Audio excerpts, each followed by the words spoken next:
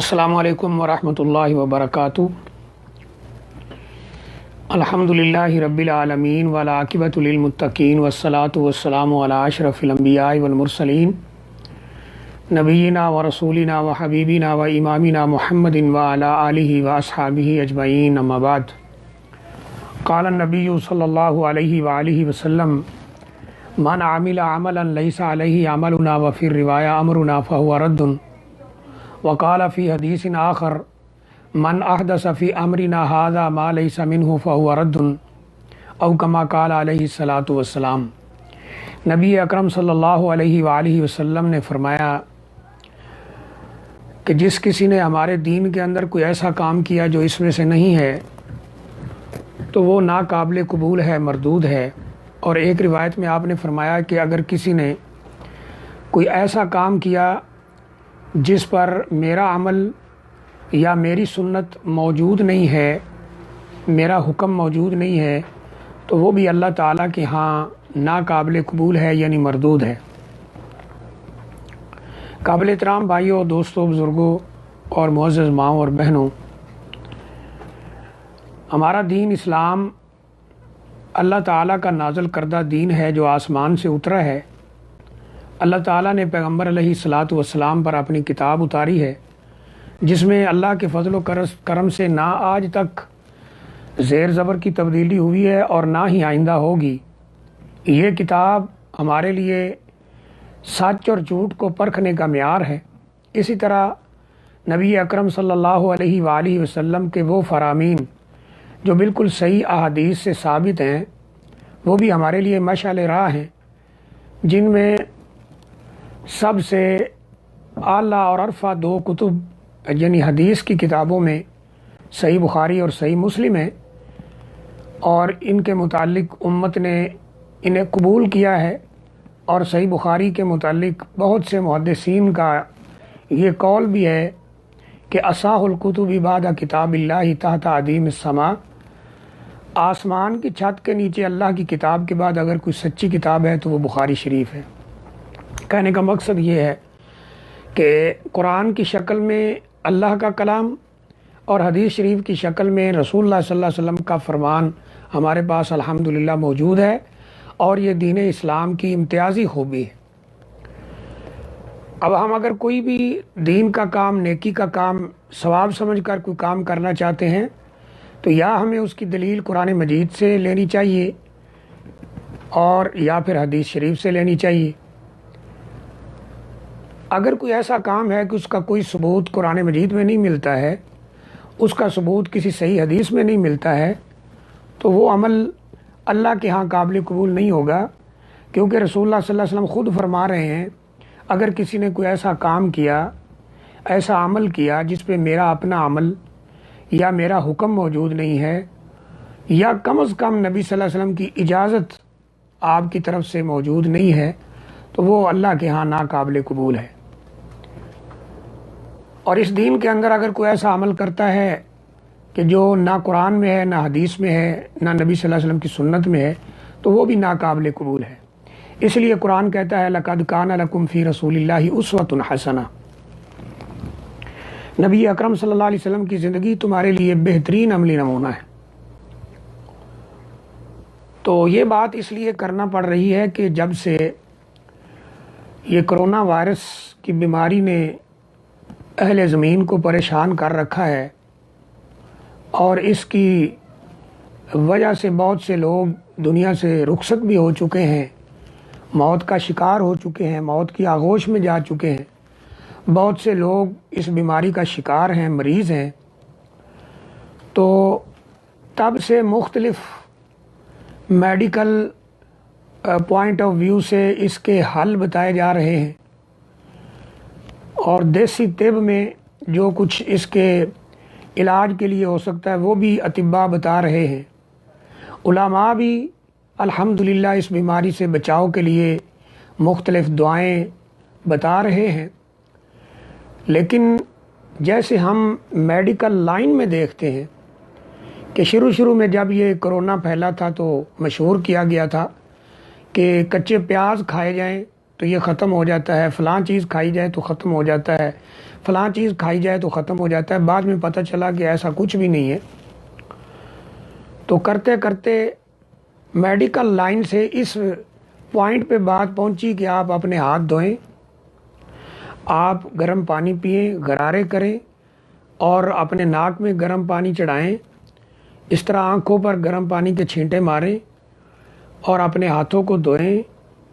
اور اس طرح کا اہتمام کریں، بار بار یہ عمل دہراتے رہیں تو یہ انشاءاللہ ختم ہو جاتا ہے۔ تو بالکل ایسے ہی دینی لائن کے اندر بھی جب ہم دیکھتے ہیں، الحمدللہ بہت سارے علماء، بہت سارے مشائخ، بہت سارے محدثین، بہت سارے شیوخ الحدیث الحمدللہ وہ اس پہ رہنمائی دے چکے ہیں، لیکن ساتھ ساتھ ایسی چیزیں بھی مشہور ہو گئی ہیں جن کے اندر کوئی حقیقت نہیں ہے۔ ان میں سے ایک چیز یہ ہے کہ جی رات کو 10 بجے اذانیں دی جائیں، اپنے گھروں کی چھتوں کے اوپر چڑھ کر ہر کوئی اذانیں دے، تو لہٰذا یہ وبا ختم ہو جائے گی۔ اور ساتھ ساتھ بعض لوگوں کی پوسٹیں بھی، بعض علماء کی طرف منسوب پوسٹیں بھی بنائی گئی ہیں، اور یہ بھی ساتھ لکھا گیا ہے کہ یہ رسول اللہ صلی اللہ علیہ وسلم کا فرمان ہے۔ دیکھیں، جب ہم کوئی بات رسول اللہ صلی اللہ علیہ وسلم کی طرف منسوب کرتے ہیں تو پھر معاملہ اس طرح کا نہیں ہوتا جیسے عام بندے کی طرف منسوب کیا گیا ہے، کیونکہ نبی اکرم صلی اللہ علیہ وسلم کا ہر امتی جب آپ کی بات کو سنتا ہے تو اس کو جتنی اہمیت دیتا ہے، اس کو جتنا مقام اور مرتبہ دیتا ہے اور ایسے حالات میں اس پر عمل کی بھی کوشش کرتا ہے، وہ عام آدمی کے لیے نہیں ہوتی۔ تو دیکھتے ہیں کہ یہ جو اذان والا مسئلہ ہے، اس میں جو بات کی جا رہی ہے اس کے اندر کتنی صداقت ہے اور کیا حقیقت ہے۔ دیکھیے، نبی اکرم صلی اللہ علیہ وآلہ وسلم سے کسی بھی صحیح حدیث میں یہ بات ثابت نہیں ہوتی کہ کسی علاقے پر وبا اترے یا کوئی بیماری آئے تو اذانیں پڑھی جائیں، یا پھر کوئی مصیبت آ جائے، دشمن کے آنے کا خوف ہو تو اذانیں دی جائیں۔ ایسی کوئی بھی رہنمائی کسی صحیح حدیث سے نبی اکرم صلی اللہ علیہ وآلہ وسلم سے نہیں ملتی ہے۔ اس معاملے میں یہ سوشل میڈیا کے اوپر بعض فتاوی جات کے ساتھ جو 2-3 روایات ذکر کی جا رہی ہیں،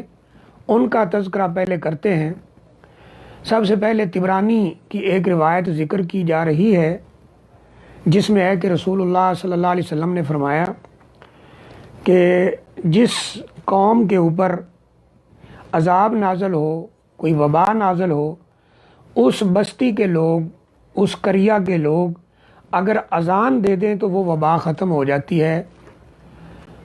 اور یہ طبرانی کی روایت ہے۔ یہ روایت بالکل یعنی نبی اکرم صلی اللہ علیہ وسلم تک اس کی سند نہیں پہنچتی ہے، ضعیف ترین روایت ہے اور اس کی کوئی حقیقت نہیں ہے۔ نبی اکرم صلی اللہ علیہ وسلم سے ایسی کوئی بات ثابت نہیں ہے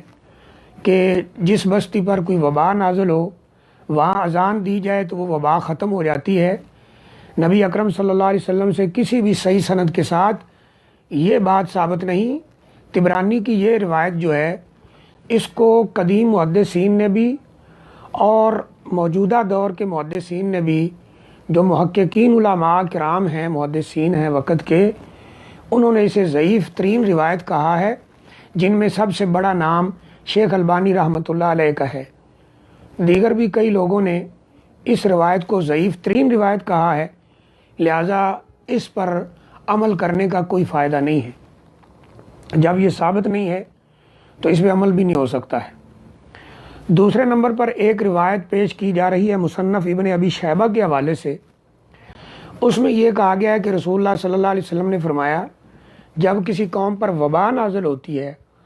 تو اس دن اذان دے دی جائے تو وہ وبا وہاں سے اس دن کے لیے ختم ہو جاتی ہے، اور اگر وہ لوگ رات کو اذان دیں تو رات سے یہ وبا رات بھر کے لیے ختم ہو جاتی ہے۔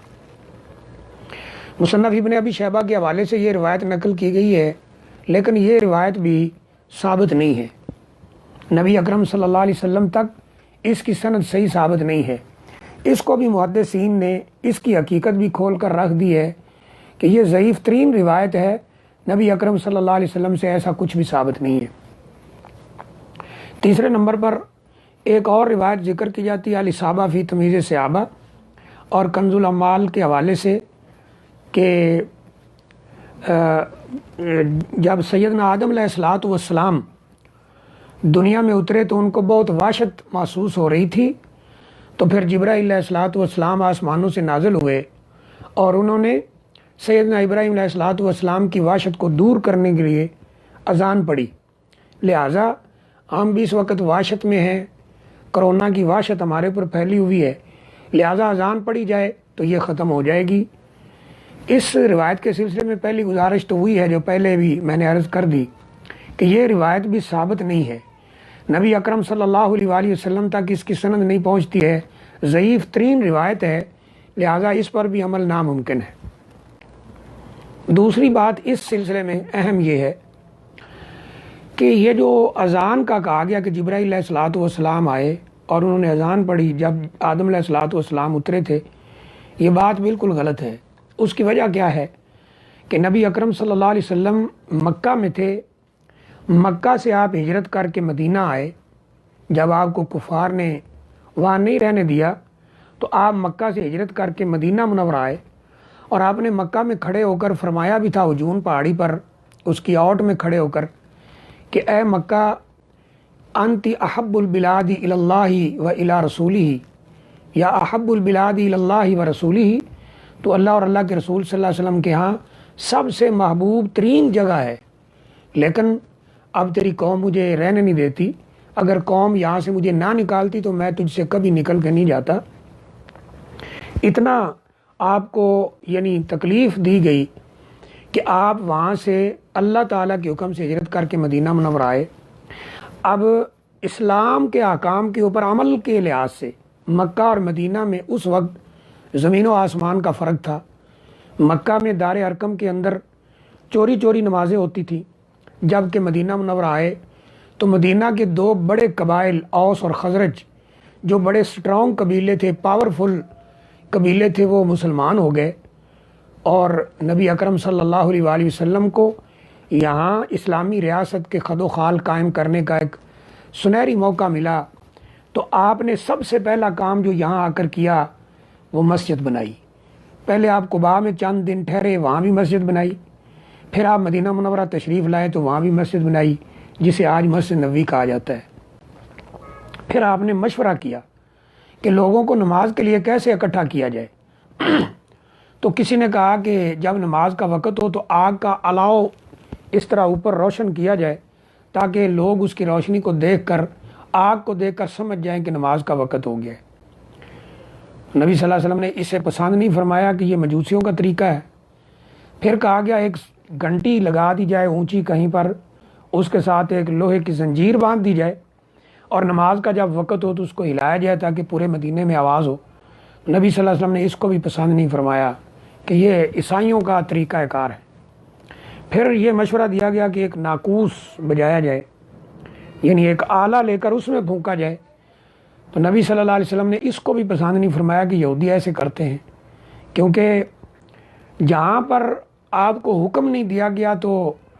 آپ کی یہی کوشش رہتی تھی کہ ان لوگوں کے ساتھ مشابہت نہ ہو۔ من تشبہ بقوم فہو منہم کے بھی الفاظ حدیث شریف میں ملتے ہیں۔ بہرحال آپ نے ان کی مشابہت کی وجہ سے اس کو پسند نہیں کیا۔ پھر یہ فیصلہ ہوا کہ جب اذان یا نماز کا وقت ہوا کرے تو سیدنا بلال رضی اللہ تعالیٰ عنہ وہ مدینہ کی گلیوں میں جائیں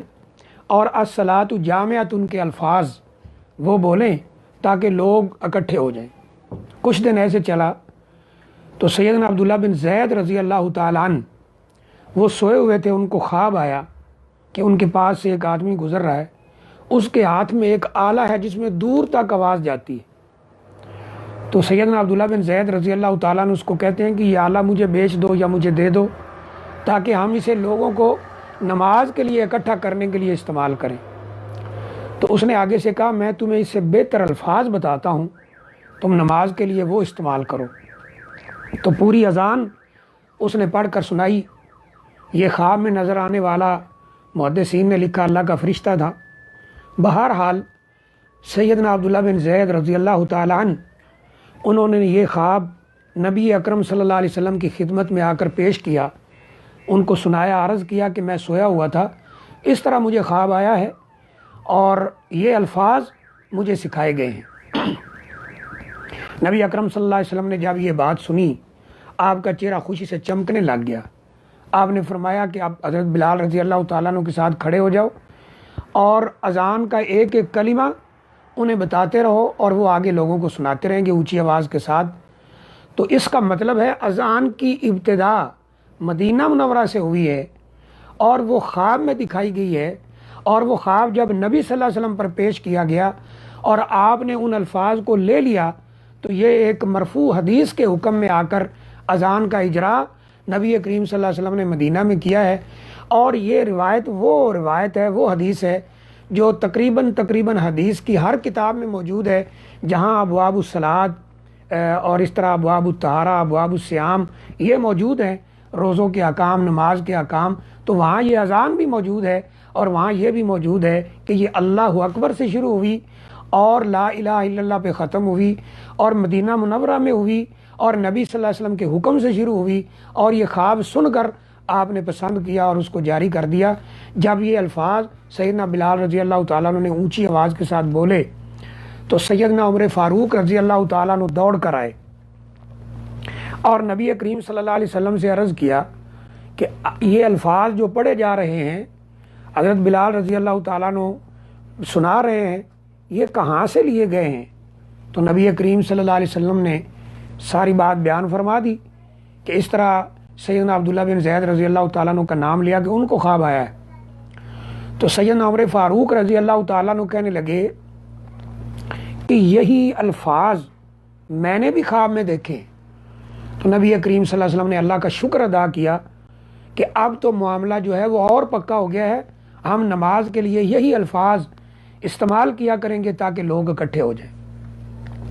اور اس میں باقاعدہ طور پر اگر ہم غور کریں، پہلے اللہ تعالیٰ کی کبریائی اور بڑائی ہے کہ اللہ سب سے بڑا ہے، ہر کام چھوڑ چھاڑ کے مسجد میں آ جاؤ۔ نبی کریم صلی اللہ علیہ وسلم کی رسالت کی گواہی ہے، اور یعنی طریقہ ہم ان کا استعمال کریں گے، اور پھر نماز کی طرف آ جاؤ، کامیابی کی طرف آ جاؤ، پھر آخر میں اللہ کی بڑائی اور اللہ کی حمد و ثنا ہے۔ تو یہ تو مدینہ سے شروع ہوئی اذان، نہ کہ حضرت آدم علیہ الصلوۃ والسلام کو جبرائیل نے سنائی تھی۔ اگر سنائی ہوتی تو نبی اکرم صلی اللہ علیہ وسلم اسی کو یہاں بھی جاری کر دیتے، پھر یہ مشورے نہ ہوتے کہ نماز کے لیے لوگوں کو کیسے اکٹھا کیا جائے۔ تو یہ روایت بھی ثابت نہیں ہے۔ اسی طرح جب آدم علیہ الصلوۃ والسلام اترے ہیں تو ان کے ساتھ اماں حوا علیہ السلام بھی اتری ہیں۔ یہ نہیں ہے کہ وہ اکیلے تھے اور وحشت محسوس کر رہے تھے، ایسا نہیں ہے۔ تو بہرحال یہ روایت بھی ثابت نہیں ہوتی، اور تھوڑا سا تاریخی حوالے سے بھی دیکھا جائے تو یہ بات ثابت نہیں ہے، کیونکہ اذان مدینہ سے شروع ہوئی۔ ایک اور روایت پیش کی جاتی ہے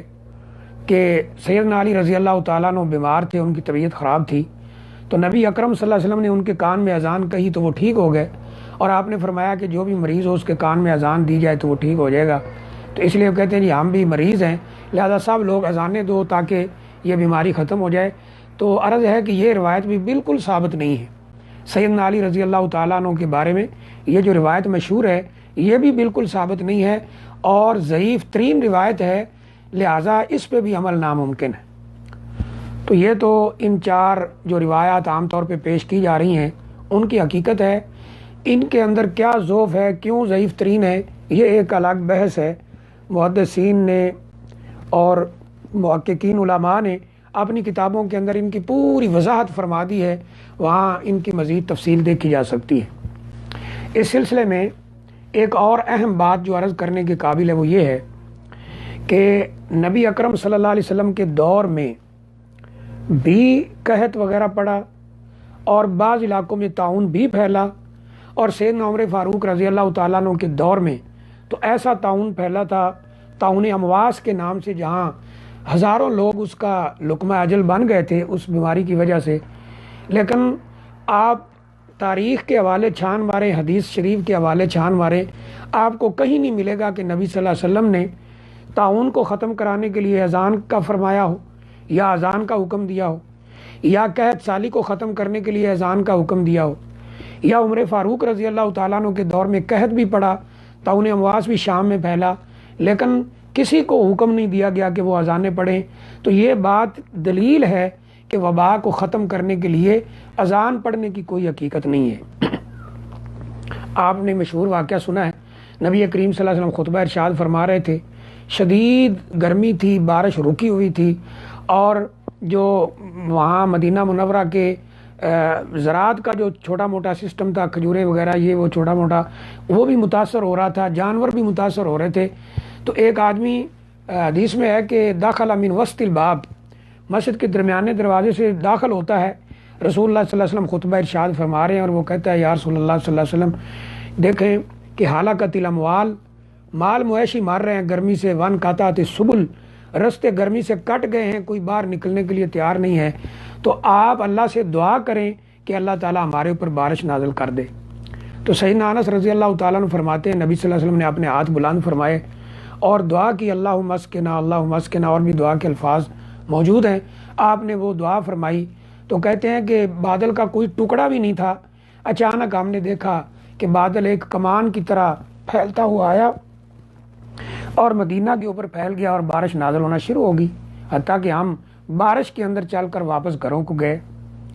اور یہ بارش اتنی ہوئی کہ اگلا جمعہ آ گیا لیکن بارش بند نہیں ہوئی. یہی آدمی پھر درمیان والے دروازے سے داخل ہوا اور کہتا ہے کہ یا رسول اللہ صلی اللہ علیہ وسلم، اب یہ حالت ہو گئی ہے کہ ان ہدمت البیوت، پانی سے گھر گرنے لگ گئے ہیں، ون قطعت السبل، پانی سے رستے کٹ گئے ہیں، وہلاکت الاموال، اور مال مویشی مرنے لگ گئے ہیں. اللہ سے دعا فرمائیں کہ یہ بارش ختم کر دے. اللہ تعالیٰ کے پیغمبر علیہ الصلاۃ والسلام، انہوں نے اپنے دست مبارک بلند فرمائے، بلکہ حدیث میں یہ آتا ہے کہ آپ نے اپنی انگلی سے اشارہ کیا آسمان کی طرف دیکھ کر اور فرمایا، اللہم حوالینا ولا علینا، اے اللہ اس بادل کو، اس بارش کو اب ہم سے دور لے جا، اب ہمیں اس کی ضرورت نہیں ہے، بہت بارش ہو چکی ہے. اور وعلی الجبال وعلی الاقام ومنابت الشجر، نبی صلی اللہ علیہ وسلم فرمایا، اللہ اسے پہاڑوں پر لے جا، درختوں پر لے جا، جہاں بوٹیاں اگتی ہیں یعنی جنگل، وہاں لے جا. تو حدیث میں آتا ہے کہ جیسے ہی آپ اشارہ فرماتے تھے وہ بادل پھٹ کر اسی طرف چلا جاتا تھا اور آسمان بالکل صاف ہو گیا. لیکن کیا جب بارش نہیں ہو رہی تھی، نمبر ایک، اور جب بارش شروع ہو گئی تھی ایک جمعے سے دوسرے جمعے تک، اور نمبر تین جب اس کو روکنا مقصود تھا، تو کیا نبی صلی اللہ علیہ وسلم نے یا صحابہ اکرام نے یہ فرمایا تھا کہ اذانیں دو تاکہ یہ بارش ختم ہو جائے، اذانیں دو تاکہ قحط سالی ختم ہو جائے، اذانیں دو تاکہ یہ مصیبت ختم ہو اور بارش نازل ہو؟ ایسا کچھ بھی آپ نے ارشاد نہیں فرمایا ہے. اس سلسلے میں ایک اہم بات یہ ہے کہ جو ایک دو حدیث پیش کی گئی ہیں ان میں تو یہ ہے کہ دن کو اذان دو، اگر ہم ان کو صحیح بھی مان لیں تو دن کو ختم ہوگی، رات کو دو تو وبا رات کو ختم ہوگی. یہاں رات کو تو اذانیں دی جا رہی ہیں، دن کو ان کا اہتمام نہیں کیا جا رہا، یعنی ان بھائیوں کے کہنے کے مطابق. تو یہ اس حدیث پہ بھی عمل نہیں ہو رہا، یعنی بڑے تعجب کی بات ہے. ایک اور اہم نقطہ یہ ہے کہ نبی اکرم صلی اللہ علیہ وسلم نے اپنے فرامین میں بے شمار جگہ پر، اور اللہ تعالیٰ نے قرآن مجید میں کم از کم 600 مقامات پر نماز کا حکم دیا ہے، یا نماز کے انعامات ذکر کیے ہیں، یا نماز چھوڑنے والوں کا انجام اور ان کے عذاب ذکر کیے ہیں. تو اس کا تو اہتمام قوم کرنے کے لیے تیار نہیں ہے، اور اذانیں دی جا رہی ہیں، اذانیں دے کر بھاگ جاتے ہیں اور نماز کا کوئی اہتمام نہیں. اذان وہ جو نماز کے لیے تھی، نماز کے بلانے کے لیے تھی، اذانیں تو دے دیں لیکن نماز کا کوئی فکر نہیں ہے. علامہ اقبال جب دنیا میں تھے تو ایک واقعہ لاہور میں ہوا تھا، جب شاید ہندوؤں کا یا عیسائیوں کا اور مسلمانوں کا جھگڑا تھا کہ یہاں مسجد بنے گی کہ مندر بنے گا یا کوئی گرجا گھر بنے گا، اس طرح کا مسئلہ تھا. تو مسلمانوں نے راتوں رات مسجد بنا دی. تو علامہ اقبال نے دیکھا مسجد کو تو بڑا پیارا شعر کہا کہ مسجد تو بنا دی شب بھر میں، ایمان کی حرارت والوں نے، من اپنا پرانا پاپی ہے برسوں سے نمازی بن نہ سکا. کہ مسجد تو بنا دی لیکن نمازی بننے کے لیے تیار نہیں ہے. تو یہ بڑی عجیب حالت ہے. یہاں بھی مسئلہ ایسے ہی ہے کہ اذانیں تو دیتے ہر رات کو 10 بجے اذانیں دے، ساری قوم چھتوں پہ چڑھ جائے اور اذانیں دے، لیکن نمازی کتنے ہیں وہ ان اذانیں دینے والوں سے ہی پرسنٹیج نکالا جائے تو چند پرسنٹیج باقی رہے گا۔ ایک رپورٹ کافی دیر پہلے آئی تھی کہ یعنی ہمارے ملک کے اندر چند فیصد لوگ ہیں جو پکے نمازی ہیں، تو یہ سن کر بڑا افسوس ہوا۔ حالانکہ العہد بیننا و بینہم ترک الصلاۃ، آپ نے فرمایا تھا ہمارے اور کافروں کے درمیان اگر فرق ہے تو وہ نماز کا ہے۔ یہ ہو ہی نہیں سکتا کہ مسلمان ہو اور نماز نہ پڑھے۔ تارک صلاۃ، نماز کو بالکل چھوڑ دینے والا اور اس کی پرواہ نہ کرنے والا، وہ کبھی بھی مسلمان نہیں ہو سکتا۔ تو نماز کا اہتمام کرنا تھا، نہ کہ چھتوں پر چڑھ کر اذانوں کا اہتمام کرنا تھا۔ ایک اور اہم نقطہ اور اس میں یہ ہے کہ آج یہ جو ہماری حالت ہوگی ہے وہ خود ہمارے اپنے ہاتھوں کی کمائی ہے، یہ اللہ کی طرف سے آزمائش ہے، یہ کرونا جو آیا ہے، اور اللہ تعالی ہم سب کو محفوظ فرمائے۔ اس سے نکلنے کا ایک ہی حل ہے کہ ہم انفرادی طور پر بھی، اجتماعی طور پر بھی اور حکومتی سطح پر بھی اللہ تعالیٰ کی طرف رجوع کریں اور اپنے گناہوں کی معافی مانگیں۔ نبی کریم صلی اللہ علیہ وسلم نے ایک حدیث میں مسلمانوں کی کامیابی کا پوائنٹ نقطہ بتایا تھا، فرمایا تھا کہ حتی ترجعون الی دینکم، تم کامیاب تب ہوگے جب اپنے دین کی طرف واپس آ جاؤ گے۔ اور اللہ نے قرآن مجید میں بھی فرمایا ہے کہ یا ایھا الذین آمنوا توبوا الی اللہ توبۃ نصوحا، اے ایمان والو اللہ سے سچی توبہ کر لو۔ اور یونس علیہ السلام کی قوم نے سچی توبہ کی، اللہ تعالیٰ نے ان سے عذاب کو ہٹا دیا، اور پیغمبر وقت کے پیغمبر خود یونس علیہ السلام جو کہ اللہ تعالیٰ کی اجازت کے بغیر وہاں سے نکل پڑے تھے، وہ مچھلی کے پیٹ میں چلے گئے، انہوں نے بھی وہاں توبہ استغفار ہی کی، لا الہ الا انت سبحانک انی کنت من الظالمین۔ تو اللہ تعالیٰ نے ان کو بھی مچھلی کے پیٹ سے باہر زمین پر اللہ لے آیا اور قوم کو بھی عذاب سے نجات دی۔ تو کرنا تو یہ چاہیے تھا۔ اب دیکھیں نبی کریم صلی اللہ علیہ وسلم نے ہمیں دعائیں سکھلائیں کہ وہ دعا تم 3 دفعہ صبح پڑھ لو، مغرب تک شام تک تمہیں کوئی چیز تکلیف نہیں پہنچا سکتی، رات کو پڑھ لو، مغرب کو پڑھ لو، صبح تک کوئی چیز نقصان نہیں پہنچا سکتی۔ اور وہ لفظ کیا آپ نے فرمائے، بسم اللہ الذی لا یضر مع اسمہ شیء فی الارض ولا فی السماء وہو السمیع العلیم۔ یہ 3 دفعہ پڑھنا ہے، بسم اللہ الذی لا یضر مع اسمہ شیء فی الارض ولا فی السماء وہو السمیع العلیم، بسم اللہ الذی لا یضر مع اسمہ شیء فی الارض ولا فی السماء وہو السمیع العلیم۔ یہ رسول اللہ صلی اللہ علیہ وسلم کا فرمان ہے۔ اب ہونا تو یہ چاہیے تھا کہ قوم کو نبی اکرم صلی اللہ علیہ وسلم کے فرمائے ہوئے ایک ایک لفظ کے اوپر اتنا یقین ہوتا کہ جیسے پتھر پہ لیک ہوتا ہے، اور یعنی پتھر پہ لکیر ہوتی ہے اور اس میں کوئی ایسا شک نہ ہوتا، اس کے اوپر عمل کی کوشش کرتے، اللہ پہ توکل کر کے دعائیں پڑھتے۔ اسی طرح نبی اکرم صلی اللہ علیہ وسلم نے فرمایا جب گھر سے نکلو تو یہ دعا پڑھ لو، بسم اللہ توکلت علی اللہ لا حول ولا قوۃ الا باللہ۔ تو کوئی چیز نقصان نہیں پہنچا سکتی، حتیٰ کہ کوئی جن شیاطین نقصان پہنچانے کی کوشش بھی کریں تو انہیں دوسرے جن بتاتے ہیں کہ اس نے دعا پڑھ رکھی ہے، اس کا تم کوئی نقصان نہیں کر سکتے۔ اس طرح ایک اور دعا بھی ہے،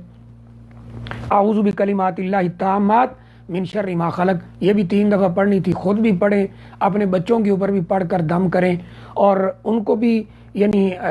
اور بھی دعائیں نبی صلی اللہ علیہ وسلم نے سکھلائیں، جیسے اعوذ کا بھی کلمات اللہ التامہ من کل شیطان وہامہ و من کل عین لامہ۔ ان چیزوں کا اہتمام ہونا چاہیے تھا، دعاؤں کا، توبہ کا، استغفار کا۔ ادھر تو توجہ نہیں ہے، لیکن ایک عمل اپنی طرف سے بنا کر اس پہ عمل کرنے کی کوشش کی جا رہی ہے، اور جو اذان کے بعد اگلا سٹیپ ہے نمازیں پڑھنا، اس سے دور ہیں۔ تو یہ کوئی طریقہ نہیں ہے، طریقہ یہ ہے کہ ہم اللہ تعالیٰ سے توبہ کریں، استغفار کریں۔ اور امام نووی رحمۃ اللہ علیہ نے ریاض الصالحین کے اندر سچی توبہ کی 3 شروط لکھی ہیں۔ نمبر 1 فرمایا اپنے گناہ پہ انسان نادم ہو، اللہ کے سامنے روئے، اپنے آنسو بہائے، شرمندگی کا اظہار کرے، اور نمبر 2 اس گناہ کو فوراً ترک کر دے، اور نمبر 3 اس گناہ کے کبھی قریب نہ جائے۔ تو یہ سچی توبہ کی 3 شروط ہیں، اور علماء نے اس پر اتفاق بھی کیا ہے۔ اور اگر اس گناہ کا تعلق بندے کے حق سے ہو، یعنی حقوق العباد سے ہو، تو پھر 3 شرطیں تو یہی ہیں کہ اپنے گناہ پر شرمندہ ہو، اس کو فوراً ترک کر دے، اور جو ہے اس کے قریب کبھی نہ جائے، اور چوتھی پھر یہ ہوگی کہ اس بندے کا حق بھی ادا کرے، یا اس سے معاف کرائے یا اس کو ادا کرے۔ تو یہ سچی توبہ ہوگی، توبہ استغفار۔ یہ ہمیں کوشش یہ کرنی چاہیے انفرادی طور پر اور اپنی فیملی میں، یہ خاندانی طور پر، اپنے یعنی قبیلہ ہو تو اس کے حساب سے، ایز اے قوم، ایز اے نیشن، حکومتی سطح پر، اداروں میں، فیکٹریوں میں، دفتروں میں اس توبہ کا، استغفار کا، اللہ کی طرف رجوع کا اہتمام ہونا چاہیے۔ اور آج ہماری بدقسمتی یہ ہے، یہ عذاب اس لیے نازل ہو رہے ہیں کہ آج جب ہم اپنی حالت دیکھتے ہیں تو بہت افسوس ہوتا ہے۔ دینی لوگوں کے اوپر سختیاں ہیں، دینی اداروں کے اوپر سختیاں ہیں، دینی کام کرنے والوں کے اوپر سختیاں ہیں، حتیٰ کہ یہ تبلیغی جماعت کے جو لوگ ہیں، جو بالکل بے ضرر قسم کے لوگ ہیں، ہمیں ان سے علمی طور پہ اختلاف ضرور ہے، لیکن ان کے اوپر ظلم کرنا، پابندیاں لگانا اور ان کو ظلم کا شکار کرنا، اس سے کیا اس سے ثابت ہوتا ہے کہ اللہ کی رحمت آئے گی؟ اللہ کی رحمت کبھی نہیں آئے گی۔ اللہ کی آزمائش اور سخت ہو جائے گی اگر ہم نے اس طرح کے ہتھ کنڈے استعمال کیے۔ اور اس کے مقابلے میں یہ ڈانس کلب اور اس طرح کے یعنی بد کردار لوگ، ان کو آج اپریشیٹ کیا جاتا ہے، ان کو یعنی ہر جگہ پر پذیرائی ملتی ہے، وہ میڈیا ہو، حکومتی سطح ہو، کوئی اور ہو، عوامی سطح ہو، وہ یعنی ان کو بڑا اپریشیٹ کیا جاتا ہے۔ اس لیے نبی اکرم صلی اللہ علیہ وسلم نے فرمایا تھا قیامت کے قریب شراب نوشی عام ہوگی، زنا عام ہوگا، اور چوری، ڈاکہ، قتل یہ پھیل جائے گا۔ اور فرمایا کہ جو لعین قسم کے یعنی گندے کمینے قسم کے لوگ ہیں وہ اوپر آ جائیں گے، ان کو سردار سمجھا جائے گا، ان کے پاس پاور ہوگی، اور جو اللہ کے بندے ہیں، سنجیدہ لوگ ہیں، معتبر لوگ ہیں، ان کی طرف کوئی دیکھنے کے لیے تیار نہیں ہوگا۔ یہی حالت آج ہو چکی ہے۔ دینی لوگوں پہ سختیاں ہیں، دینی اداروں پہ سختیاں ہیں، آئے روز وہاں سختیاں ہیں، سختیاں ہیں۔ اللہ تعالیٰ معاف فرمائے اور ہماری حالت پہ رحم فرمائے۔ انشاءاللہ ہمارا یہ ایمان ہے، دین کا کام بھی چلے گا، مساجد بھی چلیں گی انشاءاللہ، اور دینی ادارے بھی چلیں گے، خطبہ جمعہ بھی ہوگا، سب کچھ چلتا رہے گا انشاءاللہ، اس کو کوئی بند نہیں کر سکتا۔ لیکن یہ ہماری بدقسمتی ہوگی کہ ہم اس کے خلاف چل کر اپنی دنیا بھی تباہ کر لیں اور اپنی آخرت بھی تباہ کر لیں۔ اللہ کے دین کو روکنے کی کوشش کر کے نہ کوئی پہلے کامیاب ہوا ہے، نہ بعد میں ہوگا، لیکن یہ ضرور ہوا ہے کہ جس نے ایسی شیطانی کوشش کی ہے وہ اللہ کے عذابوں کا شکار ہو گیا ہے۔ تو ایک ہی رستہ ہے ہمارے پاس کہ ہم اللہ تعالیٰ کی طرف آ جائیں اور توبہ کریں اور اپنے گناہوں کی معافی مانگیں اور دین کے اوپر چلنے کی کوشش کریں، اور جو دین کے منصوبے ہیں، دین کے کام ہیں، دینی ادارے ہیں جہاں خالص قرآن و حدیث کی تعلیم ہو رہی ہے۔ ہاں یہ ممکن ہے بعض جگہ پہ ایسا نہ ہو، لیکن ہر یعنی ادارہ ایسا نہیں۔ الحمدللہ کتاب و سنت کی خالص تعلیم کے ادارے بھی کام کر رہے ہیں، مشائخ اور شیوخ الحدیث یہ کام کر رہے ہیں، ان کی حوصلہ افزائی کی جائے، نہ کہ ان کے خلاف منصوبے بنائے جائیں، تو انشاءاللہ اس بیماری سے ہماری جان چھوٹ سکتی ہے۔ اللہ تعالیٰ سے دعا ہے کہ اللہ تعالیٰ ہمیں عمل کرنے کی توفیق عطا فرمائے، اللہ ہمارے حال پہ رحم فرمائے، اللہ تمام مسلمانوں کی حفاظت فرمائے، اور اللہ تعالیٰ حرمین شریفین کی حفاظت فرمائے، اللہ تعالیٰ حرمین شریفین کی اور مساجد کی رونق دوبارہ بحال فرمائے، اور اللہ تعالیٰ ہماری کوششوں کو بھی قبول فرمائے، اللہ تعالیٰ ہمارے لیے یہ ساری چیزیں ذخیرہ آخرت بنائے، اور اللہ عمل کی توفیق عطا فرمائے۔ وآخر دعوانا الحمدللہ رب العالمین۔